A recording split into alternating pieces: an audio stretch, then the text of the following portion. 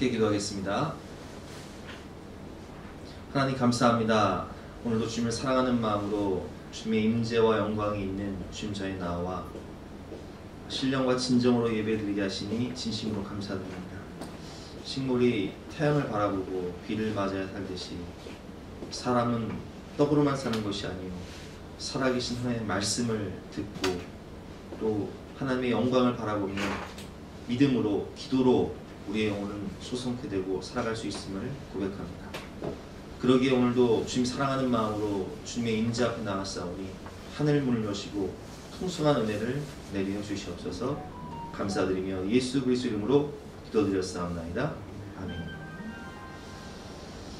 오늘 주신 하나님 말씀은 요한복음 9장 1절부터 11절까지 말씀인데요.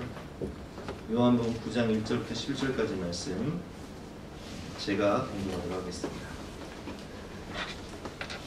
예수께서 길을 가실 때에 날때부터 맹인된 사람을 보신지라. 제자들이 물어 이르되 라비여, 이 사람이 맹인으로 나는 것이 누구의 죄로 인함이니까? 자기니까 그의 부모니까? 예수께서 대답하시되 이 사람이나 그 부모의 죄로 인한 것이 아니라 그에게서 하나님이 하시는 일을 나타내고자 하심이라. 때가 아직 낮음에 나를 보내신 이의 일을 우리가 하여야 하리라. 밤이 오리니 그때는 아무도 일할 수 없느니라. 내가 세상에 있는 동안에는 세상의 빛이로라. 이 말씀을 하시고 땅에 침을 뱉어 진흙을 이겨 그의 눈에 바르시고 이르시되 실로암 못에 가서 씻으라 하시니 실로암은 번역하면 보냄을 받았다는 뜻이라. 이에 가서 씻고 밝은 눈으로 왔더라.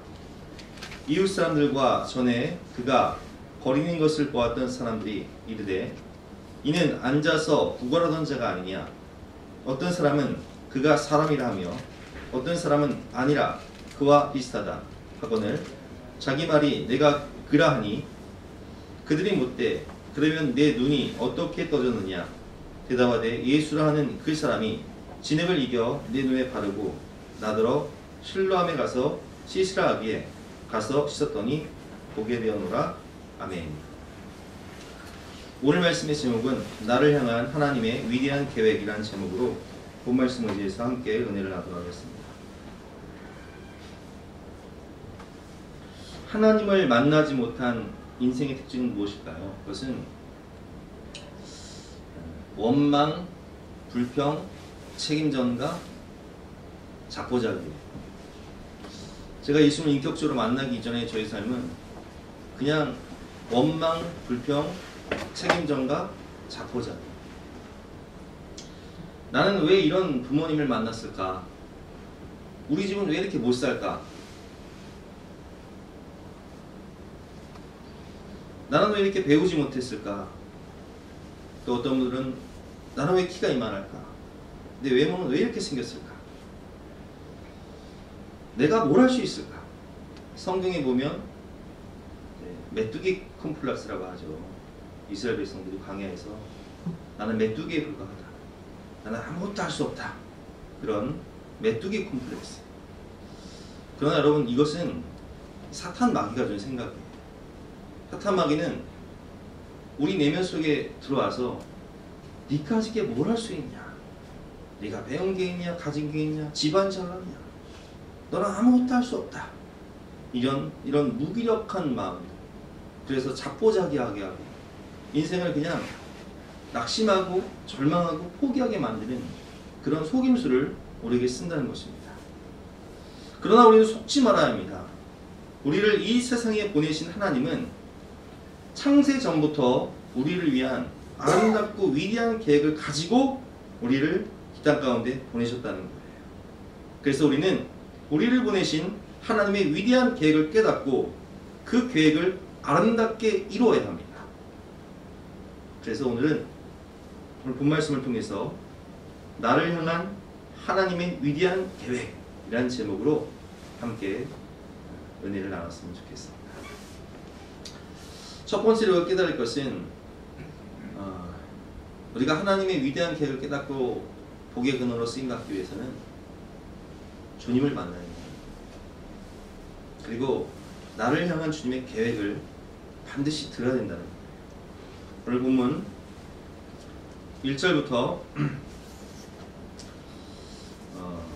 5절까지 말씀을 보겠습니다. 예수께서 길을 가실 때 날 때부터 맹인된 사람을 보십니다.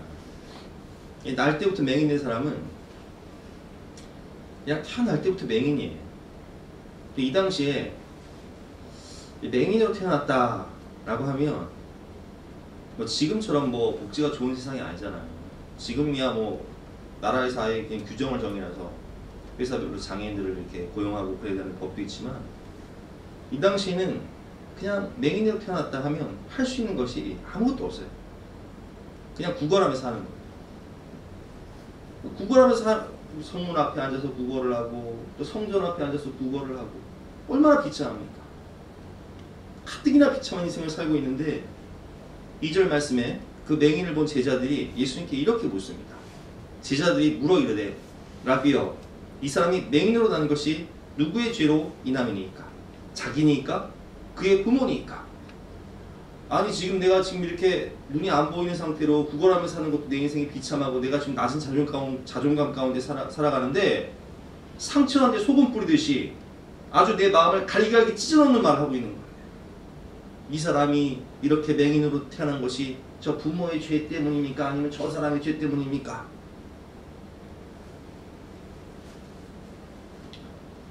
여러분, 그러나 주님은 이 사람을 향해서 절대 그렇게 부정적이거나 낙심과 절망을 주는 말을 하지 않아요. 상처를 주는 말을 하지 않아요.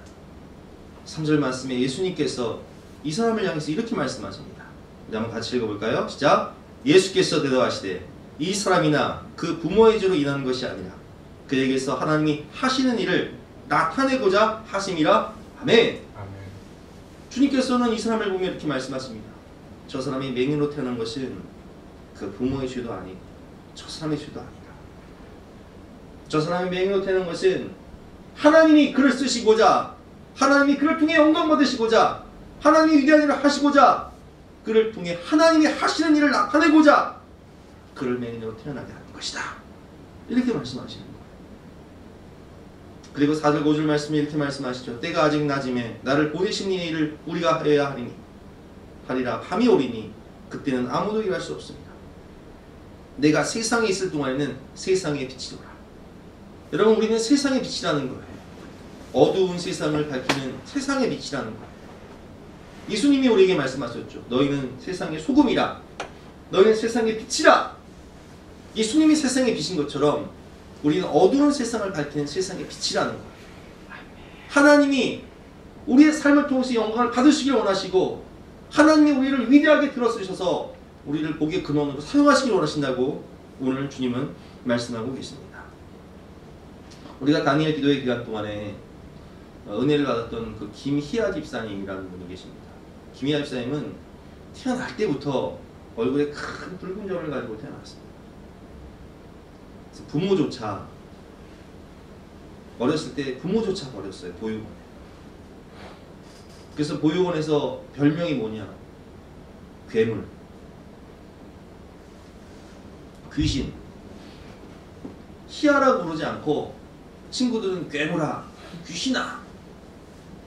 그리고 길을 지나가면서 이분의 얼굴을 본 어떤 사람들은 야, 저게 얼굴이냐? 밥맛이다. 이런 말을 서슴지 않고 하면서 지나가는 거예요. 내가 이렇게 태어나고 싶어서 태어난 것도 아닌데 부모는 나를 버리고 친구들은 귀신이라고 괴물이라고 놀리고, 지나가는 사람들은 상처난 내 마음에 소금을 뿌리듯이 야, 밥맛이다. 저기 얼굴이라고 들고 다니냐. 그런데 이분의 인생을 바꿔놓은 말씀이 있습니다. 어떤 말씀일까요? 오늘 본 말씀입니다. 오늘 제자들은 세상 사람들처럼 말하죠. 이 사람이 맹인으로 태어난 것이, 저렇게 상의를 갖고 태어난 것이 저 사람의 죄 때문입니까? 아니면 부모의 죄 때문입니까? 주님께서 말씀하십니다. 아니다. 그의 죄도 아니고 그 부모의 죄도 아니다. 하나님이 그의 인생을 통해서 위대하게 일하시기 위해서, 그의 삶을 통해 영광을 받으시기 위해서, 하나님이 일하시기 위해서 그렇게 태어난 것이다. 그래서 그는 사람들이 나를 어떻게 보느냐가 중요한 것이 아니라 하나님이 나를 어떻게 보느냐가 중요하구나. 시선을 바꾸기 시작합니다. 그리고 어떤 순간에도 감사하며 하나님이 주신 인생을 감사하며 믿음으로 기뻐하며 살기로 결단을 해요. 우리가 이분의 간증을 통해서 보았지만 여러분, 하나님을 만난 사람은 정체성이 바뀝니다. 너는 안 돼. 니까짓게 뭘 할 수 있어. 너의 외모를 봐. 너의 신장을 봐. 너의 학벌을 봐. 너의 집안을 봐. 사탄은 이렇게 우리에게 낙심, 절망을 주고 자포자기 하고 삶을 포기하게 만들지만 주님은 우리에게 말씀하십니다. 아니야. 너는 나의 걸작품이야. 너는 하나님의 걸작품이야. 너는 예수님짜리 인생이야. 너는 보배롭고 존귀해. 내가 너를 사랑한다. 내가 너를 통해 일하리라. 내가 너를 들었으리라. 그래서 우리는 예수를 만나는 순간, 주님을 만나는 순간 우리의 존재는 예수님짜리 인생으로, 하나님의 형상으로, 복의 근원으로 변화되는 거예요. 저는 오늘 본문을 묵상하면서 내 눈에는 희망만 보였다라는 책을 쓰신 강영호 박사님, 지금 고인이 되셨죠. 강영호 박사님의 생각이 났어요. 강영호 박사님은 우리가 너무 잘 아는 대로 드라마 눈먼 새의 노래의 실제 주인공이시죠.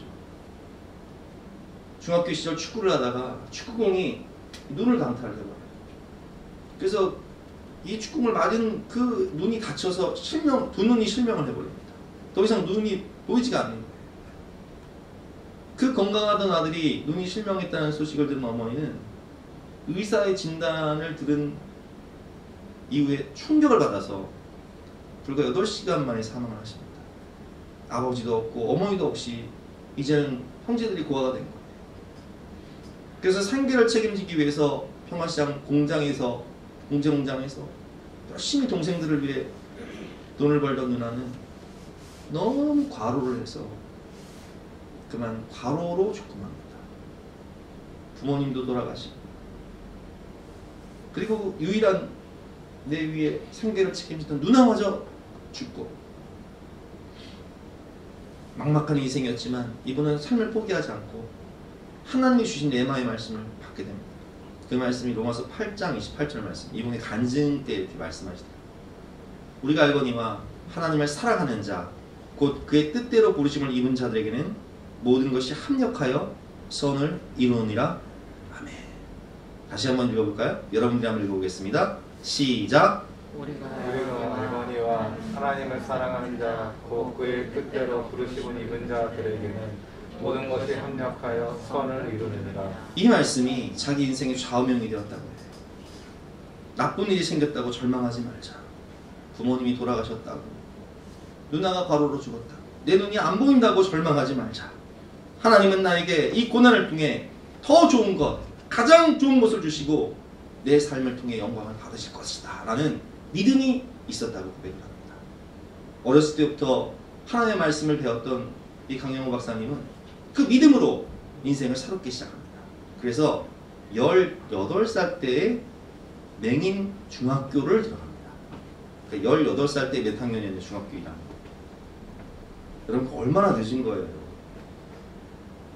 18살 때 대학을 들어간 게 아니라 18살 때, 그것도 정상적인 중학교가 아니라 맹인들만 다니는 중학교. 그런데 거기서 자원봉사를 나온 아주 아름답고 신앙이 좋은 여대생을 만나요. 근데 그 여대생이 강영호 박사님의 이 다이아몬드 원석과 같은 그 믿음과 그 인격에 반합니다. 그러니까 나중에 아내가 되는데, 아내는 명문대학교 1학년이고요. 그리고 강영호 박사님 지금 몇 학년이라고요? 중학교 1학년. 여러분, 이게 이루어질 수 없는 사랑이잖아요, 그렇죠? 한 명은 장애인의 중학교 1학년에 부모님 다 돌아가시고 가난하고 아무것도 없고, 한 명은 명문대학 다니는 정말 믿음 좋고 외모도 출중한 그런 아름답고 신앙 좋고 아름다운 그런 여인. 그런데 하나님은 이 두 분을 결혼하게 하세요. 그리고요, 이분은 열심히 공부를 해서 아내의 도움으로 열심히 공부를 해서 당시에 우리나라가 연세대학교가요 장애를 받아주지 않는 학교였는데 열심히 공부를 하고 도전을 해서 연세대학교로 들어가요. 근데 놀랍게도 정상인들도 오래 받기 힘들잖아요. 이분은 1학기, 2학기 내내 전 과목 올해. 이야, 대단하죠? 내게 능력 주시는 자 안에서 내가 모든 걸 살 수 있다. 믿음 가지고 꿈을 가지고 할 수 있다 하면 된다. 해보자.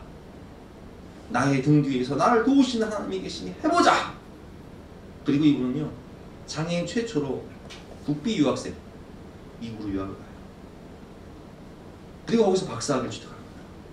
그리고 우리나라 최초로 백악관 차관급까지 가장 높은 미국의 고위, 한국인 최초로 한국인 중에서는 가장 높은 고위 공직자가 누구냐? 강영구 박사입니다. 두 눈에 안 보입니다. 여러분, 이게 무엇을 말씀하고 있는 것입니까? 사람들은 안 된다고 해요. 너는 부모도 다 돌아가셨잖아. 너는 가난하잖아. 너는 눈도 안 보이잖아. 니까지 개발할 수 있어. 그러나 하나님은 우리에게 말씀하십니다. 아니야. 내가 너를 들었으리라. 내가 너와 함께하리라. 내가 너의 삶을 통해 영광을 받으리라. 내가 너에게 너와 함께함으로 이렇게 절망 가운데 어둠 가운데 있는 영혼들, 나는 세상의 빛으로 왔으니 너도 세상의 빛이 되어 그 영혼들에게 소망을 주는 인생이 되어라. 하나님의 영광을 위해 살아라. 그래서 그분은 이렇게 간증을 하십니다. 내가 가장 바닥에 떨어졌을 때 제 모습에서는 하나님께 영광을 돌릴 수 없고 오히려 영광을 가리고 있지만 먼 훗날 전문인이 되고 자녀도 잘 길러놓으면 그때부터는 내가 하나님께 영광 돌린다는 그런 목적이 있었고, 그렇게 땅에 떨어진 상황에서 눈뜬 사람들에게 짐이 되지만 먼 훗날에는 눈뜬 사람들을 섬기고 그들에게 유익을 주는 그런 삶을 산다는 그런 목표를 정해놓고 거기에 도전하는 삶을 산 건데, 그것이 어릴 때부터 내려진 신앙의 뿌리로 시작된 것이요 라고 간증을 하고 있어요. 하나님이 주신 말씀, 여러분, 그래서 주님을 만나고 맹인이 주님을 만나고 그리고 그 말씀을 받잖아요. 그 말씀이 뭐였어요? 이 사람은 자기 죄 때문에 맹인된 것도 아니요, 부모의 죄 때문에 맹인된 것도 아니요, 하나님이 그 사람을 통해서 하실 일이 있기 때문에 하나님의 영광을 위해서 맹인으로 태어난 것이다 라는 말씀을 받잖아요. 그래서 여러분, 우리들도요, 하나님이 우리를 향한 내 인생의 계획, 하나님의 레마의 말씀, 내가 무엇을 하면 살아갈 것인가에 대한 말씀을 받아야 되는 거예요. 주님을 만나야 됩니다. 그리고 말씀을 받아야 됩니다. 여기서 끝나면 안 돼요. 오늘 이 사람은 주님을 만납니다. 그리고 말씀을 깨닫습니다. 그리고 주님은 그에게 말씀하시죠. 두 번째는 믿음으로 순종해야 되는데, 주님이 어떤 말씀을 하실까요? 6절과 7절 말씀입니다. 이 말씀을 하시고 땅에 침을 뱉어 진흙을 이겨 그의 눈에 바르시고 이르시되 실로암 못에 가서 씻으라 하시니, 실로암은 번역하면 본연을 받았다는 뜻이라. 이에 가서 씻고 밝은 눈으로 왔더라. 아멘. 자, 보세요. 이 말씀을 하시고 예수님 뭘 하세요? 땅에 침을 뱉어 진흙을 이겨 그의 눈에 바르세요. 아니, 그런데 생각을 해보세요. 여러분, 예수님은요, 능력이 한이 없으신 분이시기 때문에 백부장이요, 한이 병들었을 때 어떻게 하셨어요? 백부장이 주님 오실 거 없습니다. 그냥 말씀으로 명하시면 됩니다. 그 예수님 뭐라고 말씀하셨어요? 내 믿음대로 될지어다. 그죠? 예수님 그냥 명하시면 돼요. 그죠? 맹인에게 뭐 예를 들면 에바다 열려라, 눈이요 열려라 하면 그냥 떠지는 거예요. 그렇죠? 그런데 왜 더럽게 침을 뱉어가지고 진영을 이겨가지고 그걸 그냥 바르냔 말이에요. 기분 나쁘게. 예? 생각을 해봐요, 여러분. 여러분 임집사님, 네. 임집사님 예를 들면 이제 아파. 그럼 내가 임집사님 일로 와봐요. 내가 안수기도 해줄게. 침을 뱉어가지고 진열기가 딱 바르면 임상 기분 좋아 나빠? 다시 안 보죠. 기분 더러워서 그거 그죠? 아 기분 더러워서 기도 받겠냔 말이에요. 근데 그럼 어디 발랐다고요? 그 눈에 발랐다고 눈에. 여러분 이게 중요한 거예요. 하나님은요 우리 부르실 때 어떤 명령을 하시냐? 가라. 혹은 나를 따르라. 행동. 영어로 do죠, do. 행동에 초점을 주세요. 순종이라는 행위를 요구하시는 거예요. 오늘 예수님께서 뭐라고 말씀하실까? 이르시되 실로암 못에 가서 씻으라. 근데 실로암의 뜻이 뭐라고요? 보냄을 받았다. 여러분 보냄을 받았다는 뜻이 뭐예요? 이게 사도예요. 사도 아포스톨로스 보냄을 받은 자. 하나님 우리 부르시죠. 부르신 게 소명이에요. 보내시는 게 뭐예요? 사명이에요. 하나님은 우리에게 말씀을 주시고 보내신다는 거예요. 어디로? 저 어두운 세상 가운데. 그래서 예를 들어 볼게요. 하나님이 모세를 만나십니다. 그 불꽃 가운데 떨기나무 불꽃 가운데 하나님이 말씀하시죠. 모세야 내가 너와 함께하리라. 가라! 가라! 어디로요? 에이 가란 말이야. 뭐야? 아 저는 입술이 뻣뻣하고 가 임마 시끄러. 가! 내가 너와 함께하리라. 아 제가 누구간데? 가. 지팡이 하나님의 지팡이를 주었으니까. 모세가 믿음으로 순종할 때 모세를 통해서 하나님은 이스라엘 백성들을 출애굽시키시는 거예요. 자, 여호수아 1장입니다. 모세가 죽고 모세의 시종, 모세의 비서였던 여호수아가 이제 민족의 주저가 됩니다. 하나님 말씀하시죠. 두려워하지 말아라. 내가 너와 함께하리라. 강하고 담대하라. 내가 모세와 평생 함께했던 것 같이 너와 함께하리라. 이거 뭐라고 말씀하세요? 가라. 어디로요? 어디로 가? 이번에 어디로 가? 가나안 땅으로 가라. 가나안 땅으로요. 거기에는 철병거가 있고 거기는 아랍 자손 3m 가까이 되는 군사들이 가득하고 거기는 여리고성이 있고 요단강이 지금 넘쳐가지고 건너가는데 나보고 가라고요. 하나님 말씀하십니다. 가라. 네가 하냐 내가 하냐. 가라. 내가 너와 함께하리라. 내가 너를 통해 일하리라. 행동에 초점을 맞추세요. 기도원에게 뭐라고 말씀하시죠? 12만 명의 미디안 군사들이 쳐들어왔는데 하나님이 기도원에게 말씀하십니다. 큰 용사요. 아니 큰 용사라면 큰 용사요. 지금 숨어가지고 밀을 타작을 하는데 포도주 틀에서 지금 숨어가지고 타작하고 있는데 뭐 큰 용사요. 그거 안 뺏기려고 몰래 숨어가지고. 근데 하나님 말씀하십니다. 가라. 내가 너와 함께하리라. 300명 모아가지고 가라. 아니 3만 명도 아니고 30만 명도 아니고 어떻게 12만 대군을 상대하는데 300명을 모아서 갑니까? 가라. 내가 너와 함께하리라. 여러분 하나님께서는요 베드로에게도 바울에게도 뭘 요구하세요? 순종을 요구하세요. 너는 나의 택한 그릇이다. 나를 따르라. 너는 이방인들과 임금들을 구원하기 위한 나의 택한 그릇이다. 가라! 보냄을 받았으니 가라! 그런데 이 말씀을 믿고 순종한 자만이 하나님의 그 위대한 계획을 이룰 수가 있는 거예요.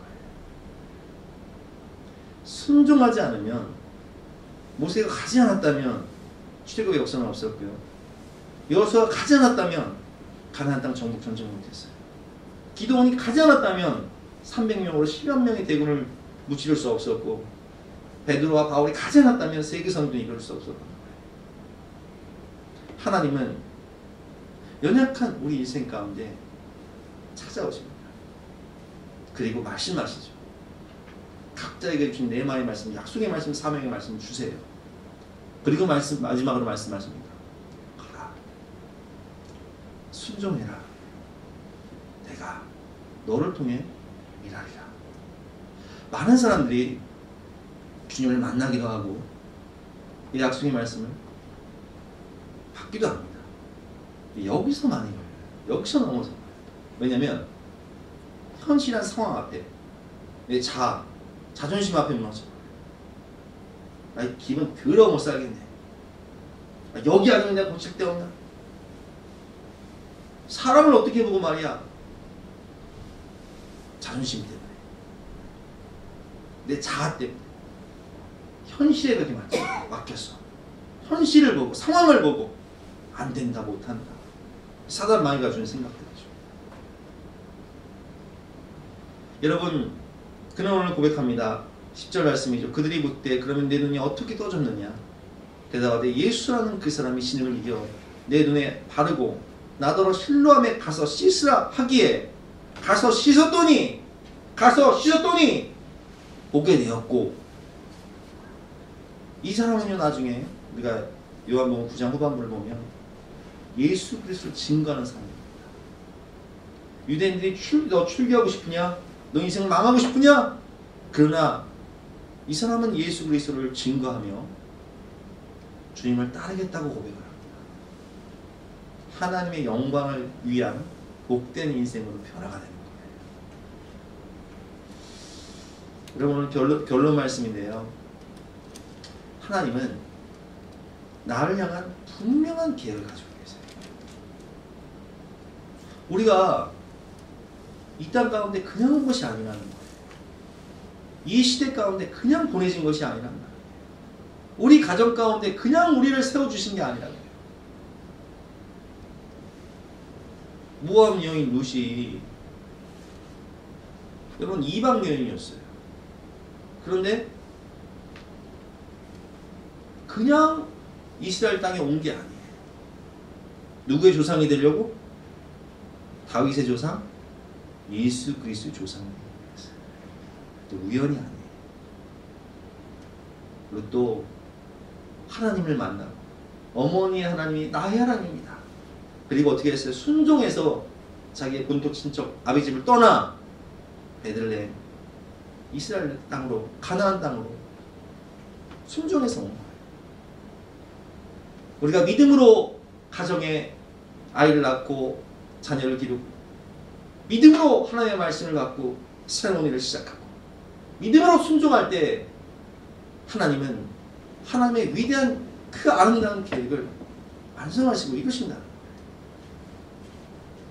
나를 향한 분명한 하나님의 계획, 주님을 만나고 그리고 하나님이 주신 내마의 말씀을 깨닫고 그 말씀에 순종할 때 하나님이 하시고자 하는 위대한 일이 나의 삶을 통해서 나타나는 것입니다. 여러분 상황을 보지 마시고 나를 보지 마시고 현실을 보지 마시고 낙심하지 마시고 절망하지 마시고 나를 부르시는 하나님, 나를 보내시는 하나님, 그 하나님을 만나시고 그분의 말씀을 나를 향한 분명한 계획을 들으시고 순종하심으로 30배, 100배의 열매를 맺어 100배의 열매를 맺어서 하나님의 영광을 나타내는 복에 근원되는 삶이 되시기를 주님의 이름으로 축원합니다. 주님의 말씀을 붙잡고 간절한 마음으로 기도하는 시간 갖도록 하겠습니다.